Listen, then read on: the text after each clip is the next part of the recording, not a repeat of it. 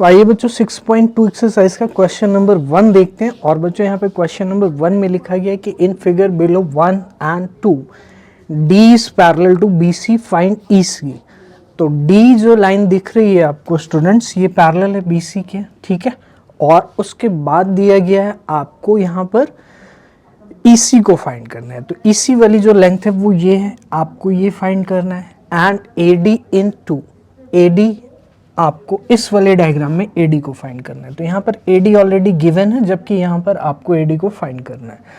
और यहाँ पर आपको EC को फाइंड करना है और यहाँ पर EC ऑलरेडी गिवन है। तो दो डायग्राम है, ये डायग्राम नंबर 1 है यानी कि फिगर नंबर 1 है, एंड ये फिगर नंबर 2 है। तो हमें यहाँ पे क्या करना है, फाइंड करना है EC को और AD को फाइंड करना है।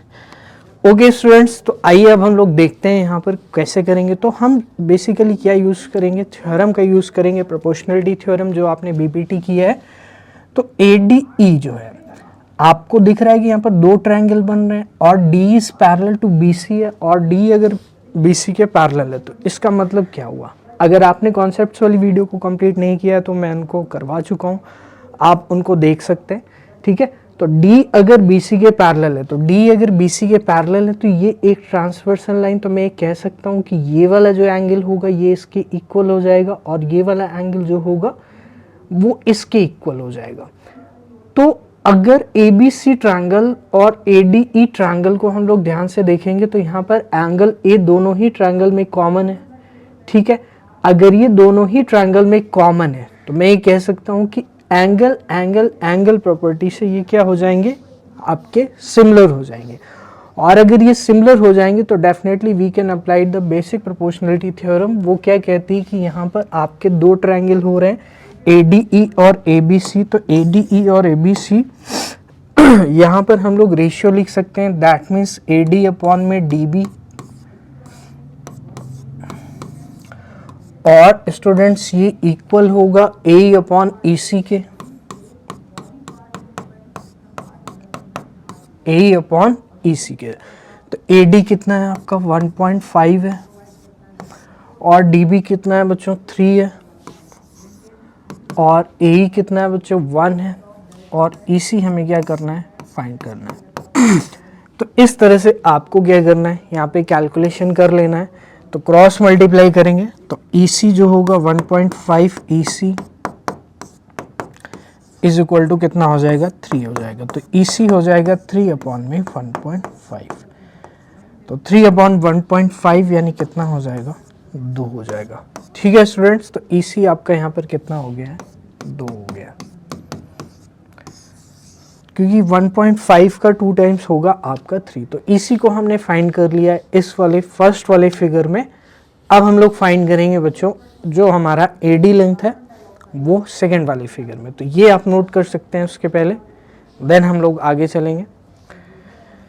तो basically we are using the basic proportionality theorem. तो this is according to BPT, और BPT होने के लिए, अप्लाई करने के लिए ट्रायंगल जो होने चाहिए वो क्या होने चाहिए, सिमिलर होने चाहिए। तो सिमिलर ट्रायंगल कैसे होंगे वो सारी चीज़ें हम लोग ऑलरेडी डिस्कस कर चुके हैं। आइए अब हम लोग सेकेंड पार्ट को देखते हैं। नेक्स्ट पार्ट हमारे पास क्या है,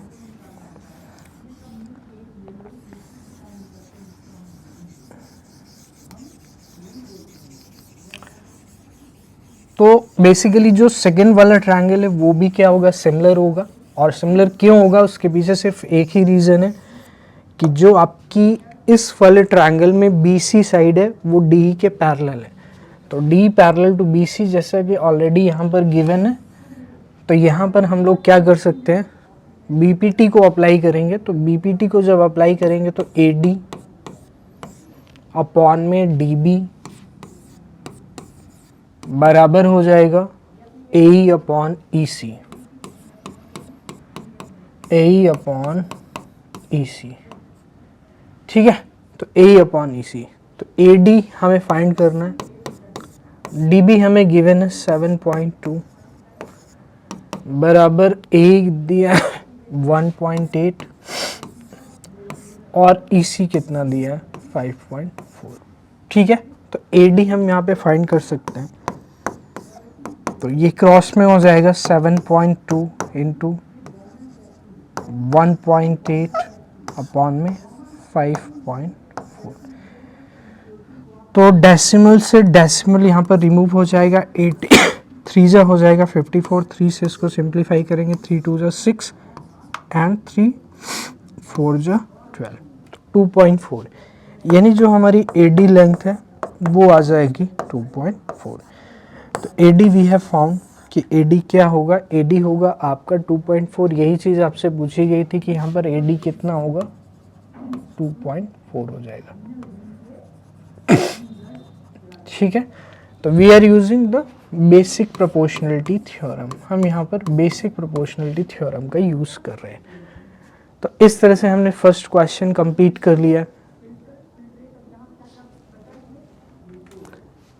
आइए देखते हैं स्टूडेंट्स नेक्स्ट क्वेश्चन क्या है कि E and F are points on the side PQ and PR respectively. तो PQ और PR में क्या है, E एंड F कोई भी पॉइंट है, तो PQR ट्रायंगल आपको बनाना पड़ेगा। तो I will take the triangle here first.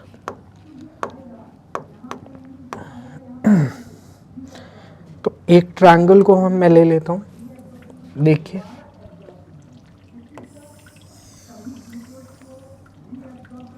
तो इस तरह से हमने एक ट्रायंगल को ले लिया है और डेफिनेटली स्टूडेंट्स यहाँ पर दिया गया है कि ये ट्रायंगल है PQR, तो ये P हो जाएगा, ये Q हो जाएगा और ये क्या हो जाएगा, R हो जाएगा। तो E and F are points on the side PQ and PR। तो PQ पे जो पॉइंट है वो E है, आप रीड कर सकते हैं क्वेश्चन कंफर्टेबली, ये E पॉइंट है और यहाँ पर स्टूडेंट्स F पॉइंट है कहाँ पर, PR पे। तो F पॉइंट हो जाएगा यहाँ पर PR पे। ठीक है, of triangle PQR for each of the following cases state whether EF is parallel to QR। तो EF और QR को आपको क्या करना है, each of the following cases में क्या करना है, आपको चेक करना है कि ये जो EF लाइन है क्या ये QR के पैरेलल होगी। तो ये स्टेटमेंट आप देख सकते हैं। तो बच्चों स्टेटमेंट से आपको क्या समझ में आता है, अभी तक आपको लाइन पैरेलल दी जाती थी और आपको ये चेक करना होता था कि BPT अप्लाई होगी यहाँ पर, और इस बार आपको क्या करना है, रेशियो फाइंड कर सकते हैं आप। क्यों, क्योंकि ये जितने भी सेगमेंट बनेंगे इन सब की लेंथ को यहाँ पर दिया गया है। तो अगर आपके सेगमेंट्स की लेंथ को यहाँ पर दिया गया है तो डेफिनेटली स्टूडेंट्स यहाँ पर आप ये चेक कर सकते हैं और पता कर सकते हैं कि अगर ये BPT को फॉलो करता है तो डेफिनेटली ये लाइन क्या हो जाएगी, इसके पैरेलल हो जाएगी। तो लाइन पैरेलल दी जाती थी, अभी तक तो हम BPT को अप्लाई करते थे, लेकिन अब हमें BPT अप्लाई कर देना है और अगर वो BPT फॉलो हो रही है यानी कि basic proportionality theorem, then we can say कि EF will be parallel to QR। तो आइए अब हम लोग रेशियो को सबसे पहले बनाएंगे। तो रेशियो यहाँ पर बहुत ही सिंपल है, P और EQ का रेशियो लेंगे। अगर हम P और EQ के रेशियो को PF और FR के रेशियो के इक्वल शो कर पाते हैं तो डेफिनेटली हम ये कह सकते हैं कि EF जो लाइन होगी वो QR के पैरेलल होगी। तो P को हम ले लेते हैं बच्चों, P यहाँ पर हो जाएगी 3.9। तो P और EQ का रेशियो आप यहाँ पे लिख लोगे, P और EQ, और ये इक्वल होगा PF और FR, PF और FR। तो P जो होगा वो होगा 3.9 आपको गिवन है, और EQ की वैल्यू है वो 3 है, PF दिया गया है 3.6 और FR दिया गया है 2.4। ठीक है, तो हम इन दोनों रेशियो की वैल्यू को चेक करेंगे। तो आइए देखते हैं। सबसे पहले मैं इसको सिंप्लीफाई करता हूँ। तो 3 1 जा 3, 3 3 जा 9 यानी 1.3 हो जाएगा, बराबर होना चाहिए। अब हमें चेक करना पड़ेगा वो बराबर आ रहा है कि नहीं आ रहा है। तो बच्चों पॉइंट से पॉइंट हट जाएगा, 12 2 जा 24 होगा और 12 3 जा क्या होगा 36 यानी 3/2। बट 3/2 क्या होता है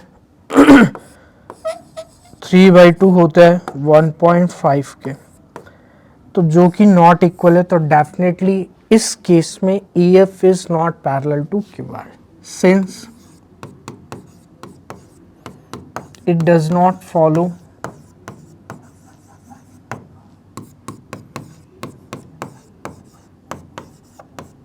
बीपीटी, बीपीटी को फॉलो नहीं करता है,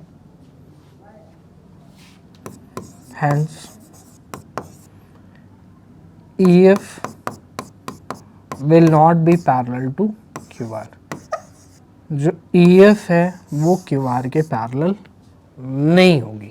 ठीक है, ये आपको क्लियर हो चुका है, तो आप इसको नोट कर सकते हैं। Then we will go to next part.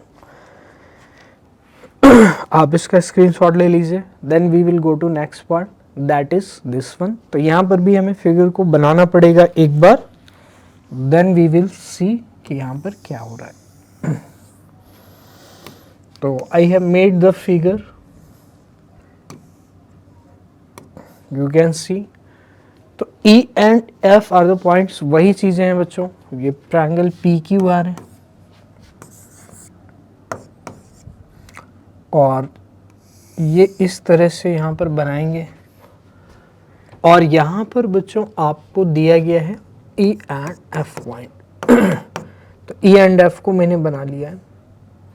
अब अगेन यहाँ पर PQE दिया गया है, तो P एंड QE दिया गया है, PF और RF दिया गया। तो मैं सबसे पहले P एंड QE का रेशियो फाइंड करूंगा,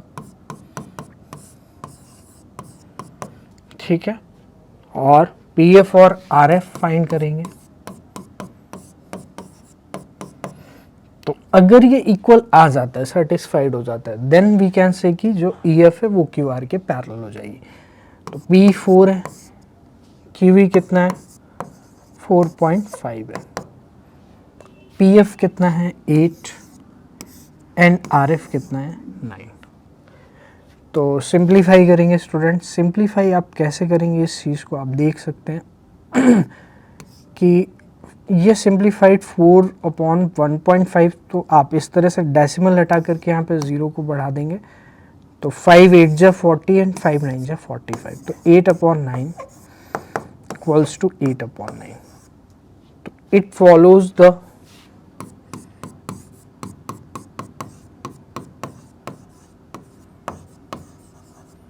BPT।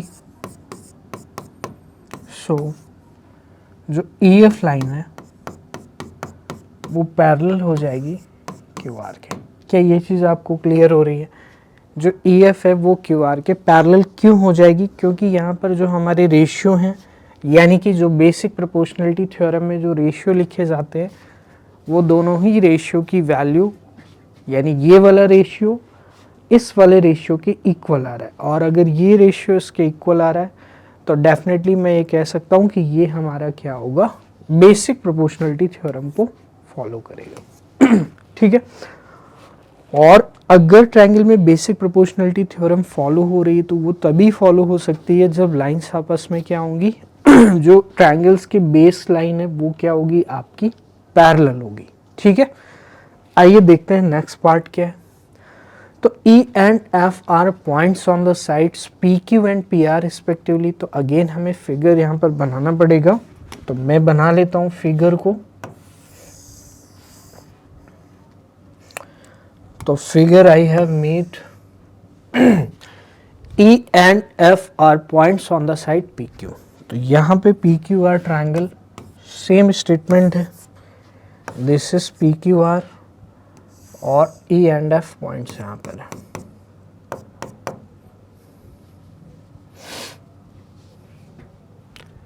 ठीक है, PQR for each of the following cases state whether EF is parallel to QR। तो PQ दिया गया, इस केस में आपको PQ पूरी लेंथ दी गई है और PR लेंथ यहाँ पर दी गई है पूरी, और P लेंथ दी गई है एंड PF लेंथ दी गई। तो आप कंप्लीट साइड्स के रेशियो को यहाँ पे अप्लाई कर सकते हैं, उसमें कोई भी दिक्कत नहीं होगी। दैट मीन्स आप इस वाले ट्रायंगल की पूरी साइड और इस बड़े वाले ट्रायंगल की पूरी साइड लेंगे। तो BPE अपॉन में PQ बराबर PF अपॉन में PR होना चाहिए। PF अपॉन में PR, करस्पॉन्डिंग साइड्स का रेशियो PF अपॉन में PR। और इस रेशियो में एक खास बात ये होती है कि आप इस बीच वाली साइड का भी रेशियो ले सकते हो, यानी कि इस वाले जो बेस वाली साइड है उसका भी रेशियो ले सकते हैं, यानी EF अपॉन QR भी आप लिख सकते हैं। क्योंकि पहले वाले रेशियो में क्या होता था, वो रेशियो इन दोनों साइड से निकल करके आता है। जब आप इसको सिंप्लीफाइड करेंगे, कॉन्सेप्ट वाले पार्ट में मैं ऑलरेडी करवा चुका हूँ, तो वहाँ पर अगर आप इसको सिंप्लीफाई करेंगे, ठीक है, तो वो रेशियो निकल कर आएगा जिसमें ये रेशियो होता है और ये रेशियो। तो वो रेशियो कहाँ से निकल कर आता है, सिर्फ इन दोनों रेशियो को सिंप्लीफाई करने पर निकल कर आता है, ठीक है। और इसी तरह से ये रेशियो और ये रेशियो, तो आपको ये चीज़ क्लियर हो रही है। तो उसमें क्या होता है कि ये जो बड़ा वाला ट्रायंगल है उसका इतना, इस साइड का इतना पार्ट आएगा, इस साइड का इतना पार्ट आएगा, तो इस वाले पार्ट को हम वहाँ पर इंक्लूड नहीं करते हैं। अब इस वाले में क्या है कि हम पूरी ट्रायंगल्स की साइड्स को ले रहे हैं, तो इसका मतलब ये हुआ कि हम इस वाले साइड्स को भी ले सकते हैं, क्योंकि हम यहाँ पर कंप्लीट साइड्स को ले रहे हैं, ठीक है। तो देखते हैं अभी हमें यहाँ पर क्या क्या रिक्वायरमेंट है और उसके बेसिस पे हम लोग इसको डिसाइड करेंगे। तो फर्स्ट ऑफ ऑल P कितना है, 0.18, तो मैं लिख देता हूँ P की वैल्यू को 0.18, और यहाँ पर PQ कितना है, 1.28,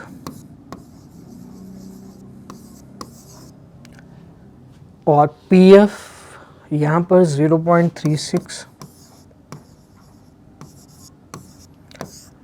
और यहाँ पर PR 2.56, ठीक है।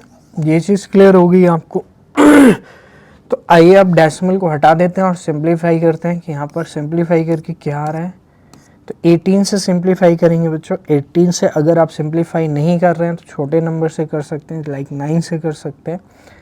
तो आप देख लीजिए क्या ये नंबर 9 से डिविजिबल होगा, तो नहीं होगा तो 2 से कर लीजिए। 2 9 जा 18, एंड यहाँ पर आएगा 2 6 जा 12, 2 4 जा 8, तो 9 अपॉन में कितना आ जाएगा, 64 आ जाएगा। तो इसी तरह से इसको भी सिंप्लीफाई करेंगे। 4 9 जा कितना हो जाएगा, 36, एंड 4 यहाँ पर बच्चों 4 6 जा एंड 4 4 जा, तो 9/64 आ रहा है। तो ये चीज़ इक्वल हो रही है।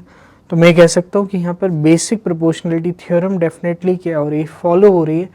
और अगर बेसिक प्रोपोर्शनलिटी थ्योरम फॉलो हो रही है तो डेफिनेटली वी कैन से कि line EF will be parallel to QR।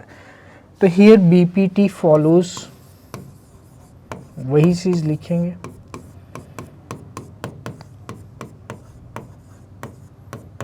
hence we can say that by converse of BPT, इसे converse of BPT भी बोला जाता है, आप ये भी ध्यान रखना। तो EF is parallel to QR,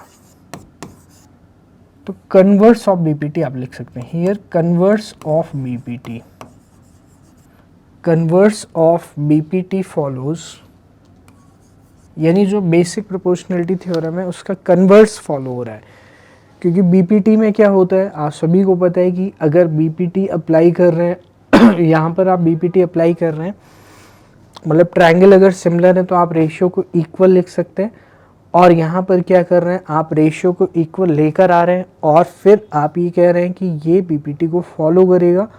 और अगर BPT को फॉलो करेगा तो ऐसा तभी हो सकता है जब EF QR के क्या हो, पैरेलल हो।